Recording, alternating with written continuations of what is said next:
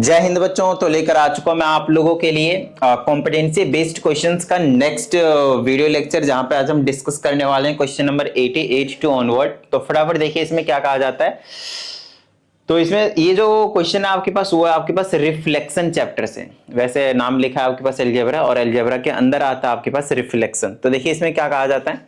कहता है point P on reflection becomes 2,3। इस वाले पॉइंट को रिफ्लेक्ट करवाया तब जाकर P डैश बन गया, जो कि 2,3 बन गया है।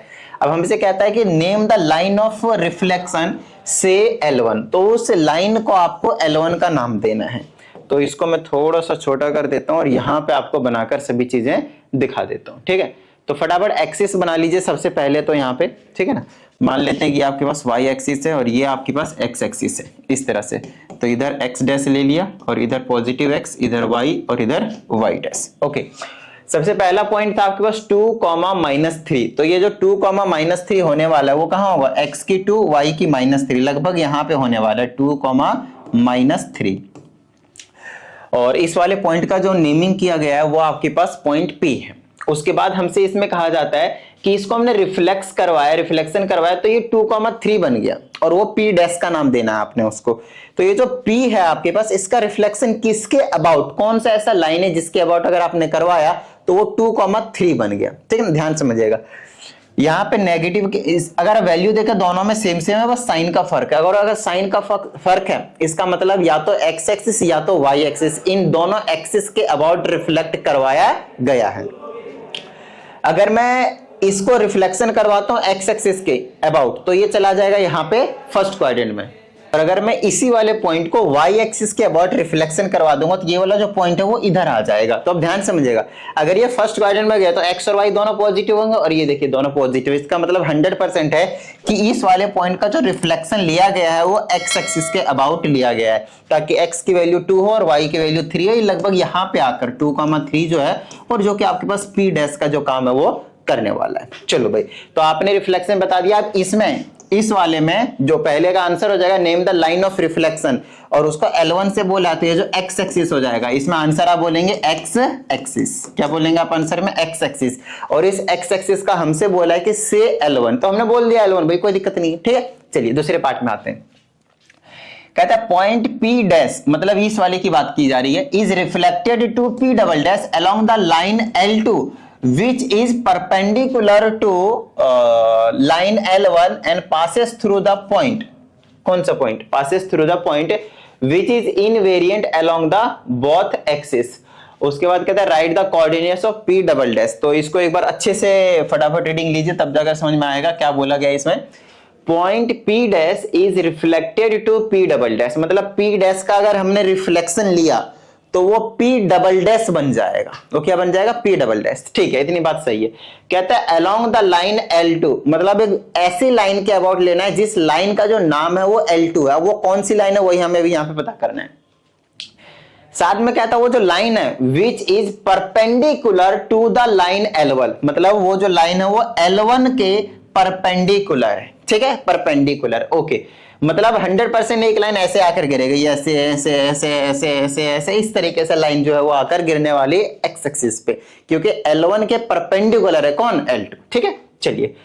कहता है which is invariant along the both axis, अगर हम दोनों एक्सिस के अबाउट उसका रिफ्लेक्शन लेते हैं तो वो इनवेरिएंट रहता है।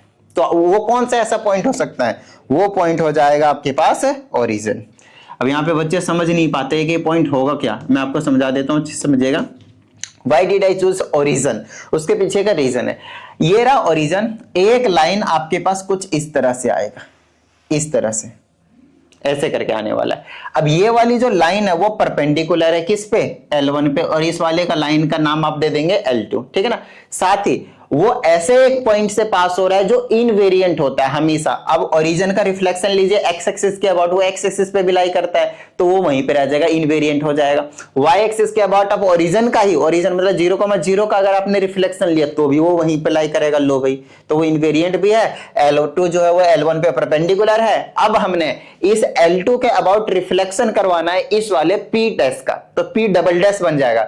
मतलब x की वैल्यू -2 हो जाएगी। देखिए y एक्सिस के अबाउट रिफ्लेक्शन करेंगे तो x की y2 और y की हो जाएगी +3, तो -2,3 हो जाएगा और this will be your p double dash. Done, बिल्कुल बेसिक क्वेश्चन और कुछ नहीं। ठीक है, चलिए आपने ये जो दूसरा पॉइंट था, पॉइंट भी ये जो दूसरा पार्ट था वो भी आपने कर दिया। आइए तीसरे पार्ट की बात कर लेते हैं भाई। तीसरे में कहा जाता है name and right the coordinates of the point of intersections of the lines L1 and L2। लो भाई, L1 और L2 जहां पे इंटरसेक्ट कर रहे हैं उस वाले पॉइंट का कोऑर्डिनेट लिखना है और उसका नाम भी लिखना है। तो उस वाले पॉइंट जो है वो 0,0 है और उसका नाम जो है वो ओरिजिन है। लो भाई, बेसिक सा क्वेश्चन बिल्कुल। ठीक है, चलो भाई तीसरा पार्ट भी हमने कर डाला। अब आते हैं हम चौथे पे। कहता है point P is reflected to point P is reflected to P triple dash. अब की बार 3 बार, मतलब समझ रहे हैं आप, P था, फिर P डैश बना, फिर P डबल डैश बना। इस P डबल डैश का अगर आपने रिफ्लेक्शन लिया, P डबल डैश का अगर आपने रिफ्लेक्शन लिया तो वो P ट्रिपल डैश बन जाएगा। खैर अभी देखते हैं किसके अबाउट रिफ्लेक्शन लेना है। On reflection through the point named in the answer of part one ये रहा। ठीक है, चलो point named in the answer of part 1। तो पार्ट 1 का आंसर कौन सा है? पार्ट 1 का आंसर कौन सा है? ये वाला आपके पास क्वेश्चन वाला हो गया और आंसर ये हो जाता है। ठीक है, तो 2,3 हो जाएगा। ठीक है, अभी देख लेंगे।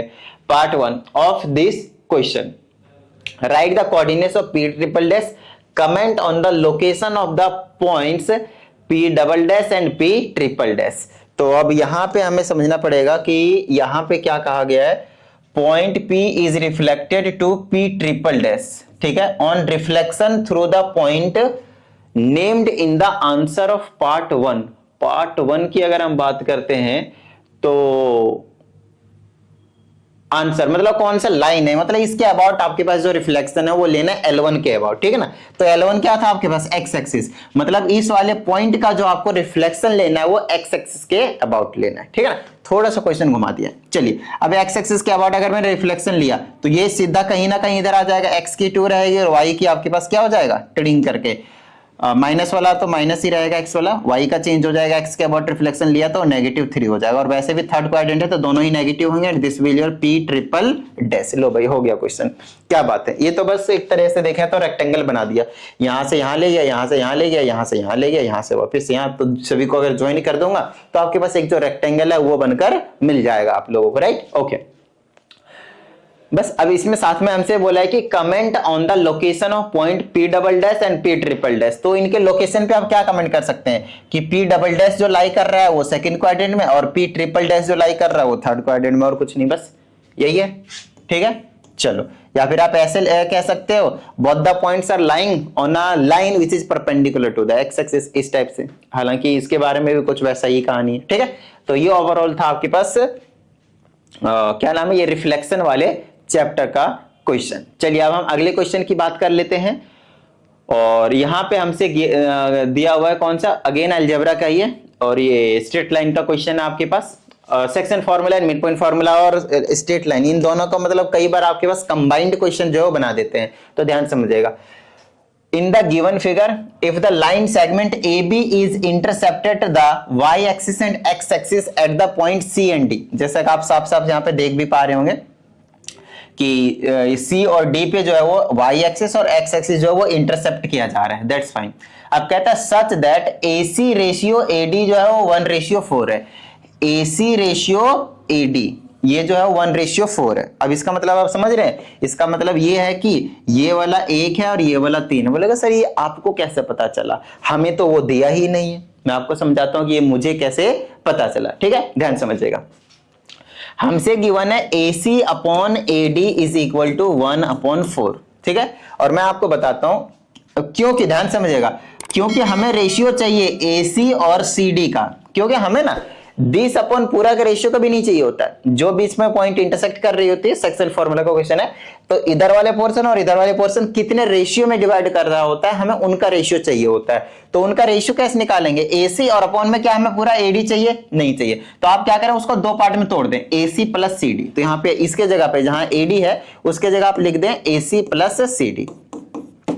That will be equal to 1/4। चलो भाई अब आप क्या करो, क्रॉस मल्टीप्लाई कर दो, तो ये हो जाएगा 4AC इज इक्वल टू, इधर से करेंगे तो AC प्लस CD, ये जो AC है वो इधर ले आओ तो क्या बचेगा 3AC, है ना, 4AC पहले था, 1AC कम कर दिया, 3AC बची है, समझ रहे हो। चलो और यहां से आप AC अपॉन CD की वैल्यू निकाल देंगे, तो यहाँ पे कुछ नहीं है तो 1 तो है ही, 1 इंटू में, ठीक है ना, तो CD को नीचे ले जाओ, तो AC के नीचे चला गया CD और इक्वल टू में 1 बचा था और ये 3 इधर आ जाएगा डिवाइड में। तो आपसे मैंने यही तो बोला था कि ये इसका और इसका रेशियो क्या 1:3 है, ऐसे पता करते हैं, ठीक है ना, क्योंकि टोटल 4 था तो डिवाइड कर दिया 1:3 में। तो हमें अभी फिलहाल पता चल चुका है कि दिस अपॉन दिस का जो रेशियो वो आपके पास 1:3 है।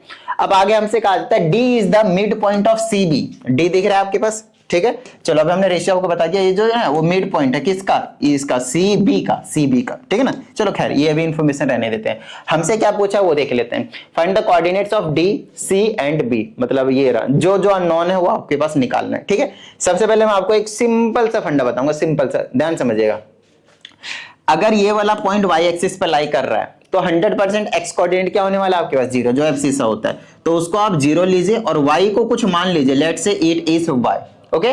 चलिए और ये वाला पॉइंट हमें नहीं पता कि एक्चुअल में क्या है, तो ये वाला 100% x एक्सिस पे है तो x की कुछ ना कुछ वैल्यू होगी और y की क्या होगी आपके पास 0। साथ ही आपको रेशियो भी पता है, यहाँ पे इस वाले पॉइंट का रेशियो पता है 1:3, 1:3, ठीक है ना। अब यहाँ पे आप देख सकते हैं ये वाला क्या आपके पास x कोऑर्डिनेट आपको पहले से मालूम है, तो x कोऑर्डिनेट वाला फॉर्मूला ही लगा दो भाई, सबसे पहले यही करो।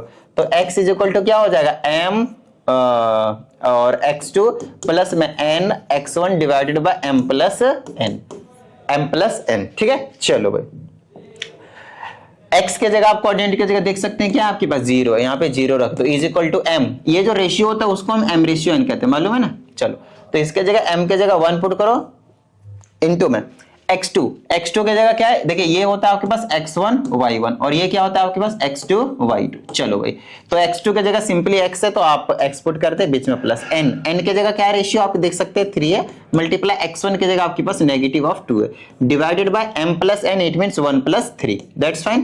क्रॉस मल्टीप्लाई करेंगे ये उड़ ही जाएगा, तो इधर तो 0 बचा, इक्वल टू में इधर x बचा और ये माइनस का 6 बचा, इसको इधर ट्रांसपोज कर दीजिए, x की वैल्यू 6 आ गई। अब देखते जाओ भाई, क्योंकि x की वैल्यू आपको 6 मिल गई, इसका मतलब आप समझ रहे हैं ये वाला पॉइंट क्या हो गया 6,0, ठीक है ना, और ये वाला पॉइंट क्या होता 0,y। अब आपको ये वाला पॉइंट पता ही है, अभी भी स्टिल यू नो रेशियो। अब आपको क्या करना है, y कोऑर्डिनेट वाले का फॉर्मूला लगा दीजिए और इसका कोऑर्डिनेट पता चल गया। सबसे पहले आपने d का कोऑर्डिनेट निकाला, हो गया काम। अब यहाँ पे c का निकाल देंगे, उसका भी हो जाएगा काम, फिर b तो हंसते खेलते निकाल देंगे, उसकी टेंशन मत लीजिए, ठीक है ना। चलिए तो c का निकालने के लिए हमें क्या करना है, ये 0,y था, ये वाला आपके पास 6,0 आपको अभी जस्ट पता चला है और रेशियो आपके पास 1:3 हो गया। बस फटाफट आपकी बार y वाले कोऑर्डिनेट का फॉर्मूला लगा दीजिए, which is equal to m y2 plus n y1 divided by m plus n, ठीक है। y coordinate we don't know actually, तो m की वैल्यू देखिए 1 है, y2 की वैल्यू देखिए ट्रेडिंग करके 0 है, प्लस n की वैल्यू देखिए 3 है, y1 की वैल्यू देखिए 6 है, divided by m plus n 1 + 3। चलो भाई y इज इक्वल टू ये तो उड़ गया, 3 6 18 बन गया, 3 और 1 ये 4 बन गया, कितना बचा 9/2। तो ये क्या बन गया 0,9/2, 0,9/2। आपको कोऑर्डिनेट ऑफ C पता है 0,9/2, आपको कोऑर्डिनेट ऑफ D पता है 6,0 and you also know that point D is the mid point of CB। तो यहां पे हम क्या करने वाले हैं, again mid point formula apply करेंगे। So coordinate of this will be equal to x1 y1 and this coordinate will be equal to x2 y2, while the point D जो कोऑर्डिनेट्स होंगे वो आपको x, y मान लें। तो आपको पता है मिड पॉइंट फॉर्मूला का अकॉर्डिंग x, y जो होता है वो किसके इक्वल हो जाएगा, x कोऑर्डिनेट की बात करें तो x1 + x2/2, y1 + y2/2। आई बात समझ में, डन है। चलो तो हम यहां से x और y निकाल लेंगे और एक्चुअल में x और y है क्या आप देखें तो वो 6,0 है, so this will be equal to 6,0, so you can also keep here that is your 6,0। Solve कर दे भाई। चलो x1 के जगह 0 है, 0 पुट कर दे, प्लस x2 के जगह आपके पास p है तो p पुट कर दे, डिवाइडेड बाय 2, y1 के जगह आपके पास 9/2 है, दैट्स फाइन, प्लस y2 के जगह आपके पास कितना है q है तो q पुट कर ले और पूरे नीचे 2, दैट इज इक्वल टू 6,0।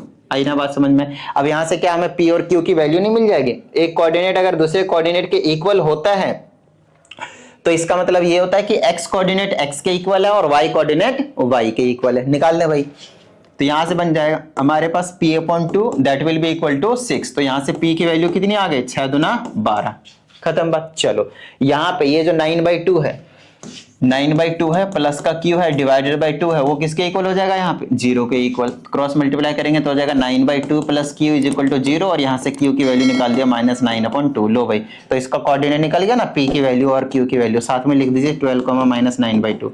तो कुछ इस तरह से आप जो पॉइंट d है, c है, b है, उसे आप कैलकुलेट कर सकते हैं हंसते खेलते। ठीक है, चलो भाई अगले क्वेश्चन की बात करते हैं। Again this question is from your algebra, और इसमें हमसे कहा जाता है find the equation of a straight line. और ये जो क्वेश्चन है आपके पास वो कहां से, equation of a straight line chapter से है ना, स्ट्रेट लाइन वाले चैप्टर से आपके पास। तो चलो भाई इसका भी काम तमाम कर देते हैं। इसमें हमसे कहा जाता है find the equation of a straight line perpendicular to this line. इसके परपेंडिकुलर, इसका मतलब आप समझ रहे हैं, कहीं पे भी एक लाइन दूसरे लाइन के अगर परपेंडिकुलर वाला कंसेप्ट आया तो वहां पे सबसे पहले आपके माइंड में ये स्ट्राइक करना चाहिए कि इस वाले जो परपेंडिकुलर लाइन है उसका स्लोप क्या होगा, जिस पे परपेंडिकुलर है उसके स्लोप का नेगेटिव रेसिप्रोकल। नहीं आया ना समझ, और समझाता हूं। खैर अभी आगे और थोड़ा सा पढ़ लेता हूं। Which cuts an intercept of y is equal to 2 units from the positive y axis, that's fine, hence find the point of intersection of the two lines. बड़ा इजी सा क्वेश्चन दिया हुआ है, ध्यान समझिएगा। ये जो लाइन है वो क्या करता है, y एक्सिस को कहां पे कट करके जा रहा है आपके पास, कहां पे कट करके जा रहा है, x plus 2y is equal to 4 पे। इसका मतलब कहीं पे यहाँ पे दो यूनिट पे यहाँ पे आपके पास 2 यूनिट पे, किधर से बन रहा है नहीं पता, लेकिन यहाँ पे जरूर कट कर रहा है। तो 2 यूनिट्स आपने यहाँ पे बता दिया है, ठीक है ना। इस वाले लाइन की बात नहीं कर रहा हूं मैं, इस वाले लाइन की बात नहीं कर रहा हूं।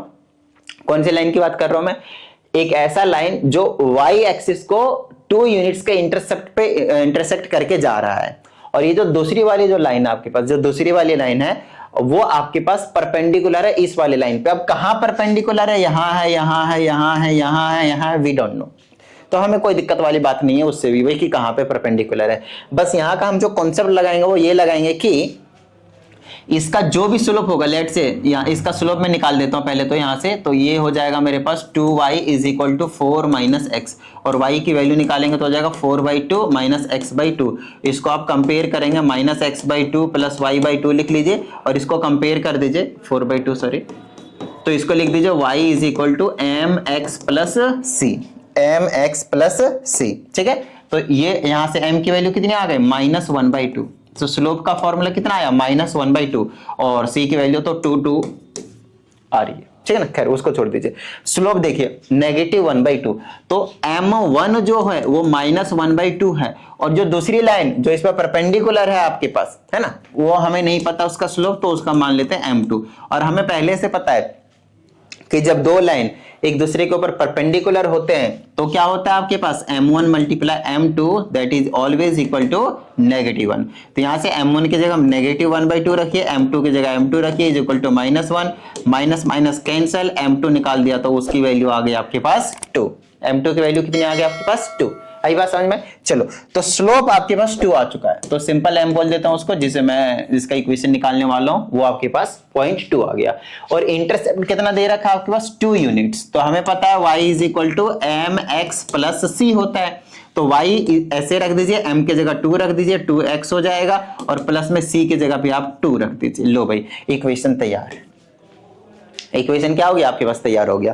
तो यही इक्वेशन आपसे बनाने के लिए बोला था। लेकिन अब हमसे कहा जाता है hence find the point of intersection of this two lines, और कुछ नहीं। तो इन दोनों लाइन को, इसको और इसको, वो आपकी मर्जी भाई कौन से मेथड से सॉल्व करते हैं, एलिमिनेशन या फिर substitution, cross multiplication, that's your choice. तो किसी से भी सॉल्व करके आप यहां से x और y की वैल्यू निकाल दे, that will be your point of intersection of this two lines. आई बात समझ में, ठीक है। चलो भाई आगे की बात करते हैं। क्वेश्चन नंबर 91, और ये जो क्वेश्चन है वो आपके पास कहां से, एक बार पहले वो पता कर लेते हैं। इन्होंने क्या लिखा हुआ है वैसे, ज्योमेट्री, सिर्फ ज्योमेट्री लिखा है, लेकिन ज्योमेट्री के कौन से चैप्टर से वो अभी हमें पता चल जाएगा। नो डाउट सिमिलरिटी का कॉन्सेप्ट हमें साफ साफ दिख रहा है, बट सिमिलरिटी में आपके पास 2 चैप्टर थे। एक तो था साइज ट्रांसफॉर्मेशन का, और एक जो आपके पास था वो क्या था आपके पास, सिमिलरिटी ऑफ ट्रायंगल। तो डिपेंड करता है, देख लेते हैं अभी किससे कहा गया। कहता है while preparing a PowerPoint presentation triangle ABC is enlarged along the side BC to okay A B dash C dash, जैसा कि आप देख सकते हैं इस डायग्राम में। अब हमसे कहा जाता है such that BC ratio B dash C dash is 3:5. Now we have to find the ratio of AB ratio BB dash. चलो खैर वो हम पता कर लेंगे, कोई दिक्कत वाली बात नहीं है। अब ध्यान से समझिएगा, पता चलेगा। पहला ट्रायंगल आपको दिख रहा है यहाँ पे ABC, ये BC, ये वाला ट्रायंगल छोटा सा प्यारा सा है ना। अब कहता है अगर हम पावर पॉइंट प्रेजेंटेशन बना रहे थे तो उसमें हमें ना जरूरत पड़ेगी यार इतने छोटे ट्रायंगल की जरूरत नहीं है, इससे हमें बड़े ट्रायंगल की जरूरत है। तो हम क्या कर सकते हैं, इसको एक्सटेंड कर सकते हैं, खींच के ना बड़ा कर सकते हैं। तो बड़ा ही करना है आपने और कुछ नहीं। तो मैं क्या करता हूं, ये जो ABC है इसको मैं बड़ा कर देता हूं, ऐसे करके खींच के ऐसे करके ऐसे कर देता हूं। तो ये वाला यहां तक चला गया और उस वाले ट्रायंगल का नाम दे दिया A dash B dash C dash, और कुछ नहीं। ठीक है ना। तो चलो मैं ना उसको थोड़ा सा सीधा करके इधर बनाकर दिखा देता हूं आप लोगों को।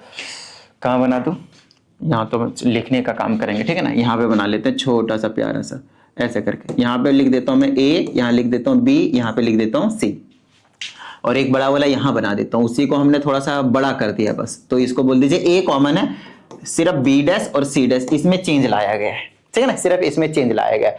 और साथ ही हमसे बोला भी गया है कि BC ratio B dash C dash, मतलब इस वाले साइड का रेशियो और इस वाले साइड का जो रेशियो है वो आपके पास 3:5 है। ठीक है ना, वो आपके पास 3:5 है। चलो तो हम यहाँ पे पहले लिख लेते हैं इस इंफॉर्मेशन को, BC upon B dash C dash is 3/5, that's fine.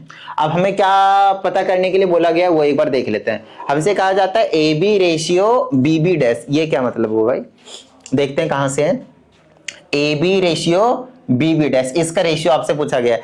सबसे पहले एक छोटा सा कंसेप्ट आप लोगों को समझना है कि अगर एक ट्रायंगल पहले से एग्जिस्ट कर रहा था और आपने उसी को खींच खांच के बड़ा कर दिया है, बिल्कुल है ना, खींच खांच कर बड़ा कर दिया है, तो हर एक साइड इक्वल रेशियो में आपके पास एक्सटेंड हो रहे होते हैं। इसका मतलब आप समझ रहे हैं, इसका मतलब ये है कि पहले जो ट्रायंगल था वो और बाद में जो ट्रायंगल बन गया वो, ये दोनों ही ट्रायंगल आपके पास सिमिलर होने वाले हैं। यस, सिमिलर होने वाले। आई बात समझ में, बिल्कुल सिमिलर होने वाले हैं। ठीक है। चलो तो अब इसका मतलब ये है कि ये वाला ट्रायंगल और ये वाला जो ट्रायंगल है ये दोनों ही ट्रायंगल आपके पास सिमिलर है। ABC is similar to triangle AB dash C dash. सबसे पहले आपको यही चीज समझनी है। और अगर ये सिमिलर है तो आपको मैं बता दूं कि ये वाली जो चीज है और ये वाली जो चीज है कहीं ना कहीं आपके पास जो पैरेलल है वो सिंपल होने वाला है, पैरेलल जो है वो होने वाला। और खैर सिमिलर है तो खैर आपको पता चल जाएगा कि ध्यान समझिएगा कि इनके कॉरेस्पॉन्डिंग साइड्स के रेशियो क्या होंगे, आपके पास इक्वल होंगे।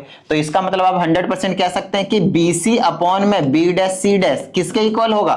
यहाँ पे इसके अकॉर्डिंग ले लेते हैं, AB चाहिए, मतलब AB अपॉन में AB के कॉरेस्पॉन्डिंग साइड्स कौन सा है, AB डैश, AB डैश है। ठीक है ना, AB डैश, ये चीज है आपके पास। खैर इसके जगह पे हमें दे ही रखा है 3/5, तो इसके जगह आप 3/5 यूज कर लीजिए। This will be equal to AB को आप AB रहने दीजिए because we need answer in answer AB, right. अरे अरे अरे ठीक है, AB चाहिए, लेकिन हमें यहाँ पे चाहिए BB डैश। तो हम क्या करेंगे, नीचे वाले को तोड़ देंगे।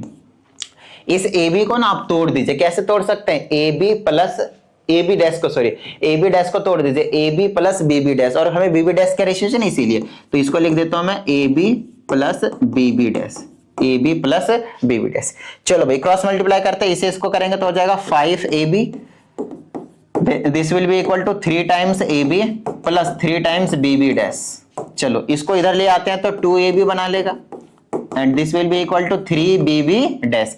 आप AB अपॉन BB डैश निकाल देंगे तो ये आ जाएगा AB upon BB dash, this will be equal to 3/2। So 3:2 is the answer for the first part.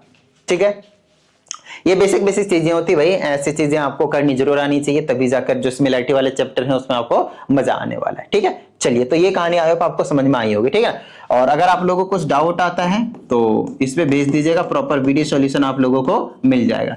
और अगर आप लोगों को किसी को भी पर्सनल क्लास की नीड हो तो उसकी भी आप इसी नंबर पे इंक्वायरी कर सकते हैं।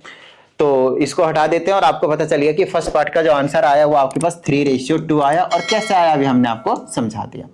आइए दूसरे की बात करते हैं। इसमें हमसे कहा जाता है लेंथ ऑफ AB, अगर हम लेंथ ऑफ AB हमें निकालना है, BB डैश इज 4, ये वाली जो चीज है, अगर BB डैश की लेंथ हमने 4 दे दी तो हमें AB की लेंथ निकालनी है, AB की लेंथ निकालनी है। ठीक है ना, ये वाली चीज तो दिए हुए इंफॉर्मेशन से आप यूज कर सकते हैं। देखिए BC upon B dash C dash 3/5 है, और हमें पता है कि ये किसके इक्वल होगा, AB अपॉन AB डैश। बोलिए हाँ या नहीं, है ना। चलिए ये तो कॉरेस्पॉन्डिंग साइड्स का रेशियो है, कुछ नहीं, दोनों ट्रायंगल का। आइए ना बात समझ में, ये चीज है।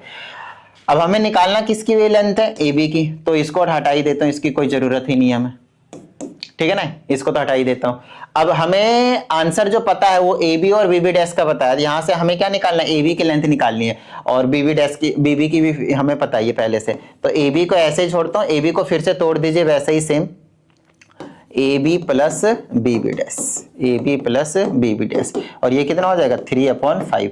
अब आपको पता है कि BB डैश की वैल्यू कितनी है, 4 है, यहाँ पे पुट कर देंगे, तो इसको AB को x मान लो थोड़ी देर के लिए, थोड़ा सा छोटा छोटा जल्दी जल्दी लिख लेंगे, और ये भी नीचे x हो जाएगा, इसके जगह 4 हो जाएगा, इक्वल टू 3/5, क्रॉस मल्टीप्लाई कर, ये हो जाएगा आपके पास 5x इक्वल टू 3x प्लस 12।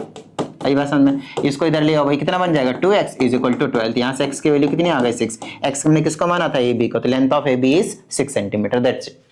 आई बात समझ में, मतलब सिंपल कैलकुलेशन है, ज्यादा कुछ खास नहीं है, तो बिंदास रहिए, ठीक है। चलिए अगले पार्ट में हमसे कहा जाता है क्या ये सिमिलर हैं, हाँ ये वाले आपके पास सिमिलर, आप बोलेंगे सर जस्टिफाई योर आंसर, तो आप क्या करेंगे, साइड के रेशियो इक्वल कर दीजिए, नहीं तो आप क्या बोल देंगे, this will be parallel to this, तो this angle is common, this angle will be equal to this angle, corresponding angles, this angle will be equal to this angle by triple A, both the triangles are similar, ठीक है। तो वो आपकी मर्जी, किसी से भी आप कर सकते हैं। अगले में हमसे जो पूछा गया है, आप ध्यान से समझिएगा, ऐसा क्वेश्चन आपके पास एक्सरसाइज 16.1 का क्वेश्चन नंबर 1 का जो पार्ट नंबर 4 है, वो ऐसा ही क्वेश्चन है, अगर आप लोगों ने किया हुआ होगा तो, ठीक है ना। जो पहली एक्सरसाइज है आपके पास सिमिलरिटी वाला, उसमें जो फर्स्ट एक्सरसाइज का फर्स्ट क्वेश्चन का 4th पार्ट, उसमें आपके पास ऐसा ही कुछ आपके पास गिवन है, ठीक है। चलिए खैर पता करते हैं आपको। अगर आप यहां पे देखें तो आपको रेशियो किसका किसका चाहिए, एक तो ABC का चाहिए, जो कि ये आपके पास छोटा वाला पोर्शन है। दूसरी चीज, अगला रेशियो आपको किसकी चाहिए, जो पूरा का पूरा क्वाड्रिलेटरल है, मतलब ये वाली चीज है, लेकिन आपको क्वाड्रिलेटरल से यहां पे कोई लेना देना है ही नहीं, सही बताऊं तो, है ना। चैप्टर ट्रायंगल आपके पास, क्वाड्रिलेटरल से वैसे आपको कुछ लेना देना नहीं है, तो आप यहाँ पे निकाल भी नहीं लेंगे क्वाड्रिलेटरल का सिस्टम। तो हम क्या करेंगे, इसको ध्यान समझिएगा, इसको हम ऐसे लिख नहीं सकते, देख बताइए, triangle of area of triangle ABC divided by में area of triangle AB dash C dash. बोलिए हाँ या नहीं, ये दोनों ही ट्रायंगल आपके पास सिमिलर थे, अभी भी बताया आपको, एक छोटा वाला एक बड़ा वाला, दोनों ही ट्रायंगल आपके पास क्या थे, सिमिलर थे, राइट। ओके, अगर ये दोनों ट्रायंगल सिमिलर थे तो पता है वो किसके इक्वल होता है, कॉरेस्पॉन्डिंग साइड्स के रेशियो के स्क्वायर के, ठीक है ना। इसलिए तो इसका कॉरेस्पॉन्डिंग मैं ले लेता हूं BC, जो हमें पहले से गिवन था, BC और B डैश C डैश, तो 3/5 सिर्फ 3/5 के स्क्वायर के इक्वल होगा ये, है ना बात समझ में। लेकिन हमें तो यहाँ पे इसके जगह पे ये वाला क्वाड्रिलेटरल चाहिए भाई, ये वाला क्वाड्रिलेटरल चाहिए। अब ये वाला क्वाड्रिलेटरल हम लाएं तो लाएं कैसे, बड़ा ही सिंपल सा काम है, मैं आपको समझाता हूं, ध्यान समझेगा। ओके, आप क्या कीजिए, नीचे वाले जो ट्रायंगल है उसको आप ना स्प्लिट कर दीजिए, AB डैश C डैश को, AB डैश C डैश को, बड़ा सा दिख रहा है ट्रायंगल, उसको आप दो पार्ट में तोड़िए, एक ये छोटा वाला और फिर एक आपके पास ये वाला क्वाड्रिलेटरल वाला। तो यहाँ पे आप लिख दीजिए एरिया ऑफ ट्रायंगल ABC और प्लस में एरिया ऑफ क्वाड्रिलेटरल जो आपके पास है B dash C dash, B dash C, ये वाली चीज है आपके पास, ठीक है। और ये आपको पता है यहाँ पे किसके इक्वल है, 9/25 के इक्वल है, ठीक है। चलिए अब हमें चाहिए क्या, उसके अकॉर्डिंग हम काम करने वाले हैं भाई, हमें चाहिए दिस अपॉन दिस, तो मैं क्या करूं, मैं यहां पे क्या करूं, इस वाले से डिवाइड कर देता हूं, ऊपर भी और नीचे भी। तो बात आती है कि इसका बेनिफिट क्या होगा बेनिफिट मैं आपको समझाता हूं, ध्यान समझिएगा। अगर मैं इसी चीज से डिवाइड करता हूं ऊपर भी और नीचे भी, तो मुझे वही मिल जाएगा जो मुझे एक्चुअल में चाहिए। क्या चाहिए मुझे, ABC और अपॉन में ये चाहिए, तो ऊपर इसके अपॉन भी आएगा, इसके अपॉन में भी आएगा, और यहां आएगा तो कट करके बना देगा वन, ठीक है ना। तो आप यहां पे एक स्टेटमेंट लिखेंगे, dividing numerator and denominator by area of quadrilateral B dash C, इससे आप डिवाइड करने वाले हैं, ठीक है। चलिए तो अगर मैंने यहां पे डिवाइड किया तो ऊपर मैंने क्या लिख दूंगा, area of triangle ABC divided by में एरिया ऑफ क्वाड्रिलेटरल, अब की बार आ जाएगा क्योंकि उसी से डिवाइड करना है ना, B डैश C, और पूरे के नीचे में अब यहाँ पे भी वही सेम चीज रहने वाले, एरिया ऑफ ट्रायंगल जो हमें चाहिए वही है यहाँ पे, बहुत सही भाई।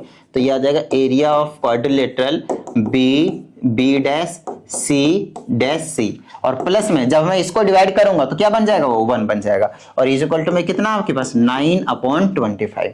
अगर यहां तक समझ में आ गई है फिर तो आगे कोई प्रॉब्लम वाली बात नहीं आएगी, आगे का काम बिल्कुल आसान से बिंदास रही। ठीक है, चलिए अब मैं आपसे एक छोटा सा मतलब अजम्पशन लेने के लिए कह रहा हूं, अजम्पशन मतलब वैसा कुछ नहीं, लेट करने के लिए कह रहा हूं बस। इस वाले को ना x मान लो, क्योंकि इतनी बार बार लिखेंगे it will consume time, right. तो इसको अगर मैंने x ले लिया तो इसको मैं पूरे का इरेज करो, ध्यान समझिएगा, x अपॉन में x प्लस 1 है और इक्वल टू में 9/25 है, ये आपको याद रखनी है। ठीक है, तो x अपॉन में x प्लस 1 है इज इक्वल टू 9/25 है। हो गया आसान ना, क्रॉस मल्टीप्लाई करो, 25x इज इक्वल टू क्या बचा 9x प्लस 9। ठीक है, इसको इधर ले आओ, कितना बचा देगा 16x इज इक्वल टू 9। तो x की वैल्यू क्या आया 9/16। ये जो 9/16 आया वो कुछ और नहीं है, आपके पास रेशियो है किसका, इस वाले का, area of ABC divided by area of quadrilateral B dash C dash C. बस यही तो आपको निकालना था और आपने यहाँ पे निकाल दिया। आई बात समझ में, ठीक है, डन है। तो चलिए उम्मीद करते हैं इस वीडियो में जितनी भी चीजें आप लोगों को समझाई गई सभी चीजें समझ में आ गए होंगे, और अगर ऐसा है तो फटाफट वीडियो को लाइक कर दीजिए, साथ ही अगर आप इस चैनल पर एक नए स्टूडेंट है चैनल को सब्सक्राइब करके बेल आइकन को जरूर प्रेस कीजिएगा। मिलते हैं अगली वीडियो में, प्रैक्टिस करते रहिएगा। जय हिंद।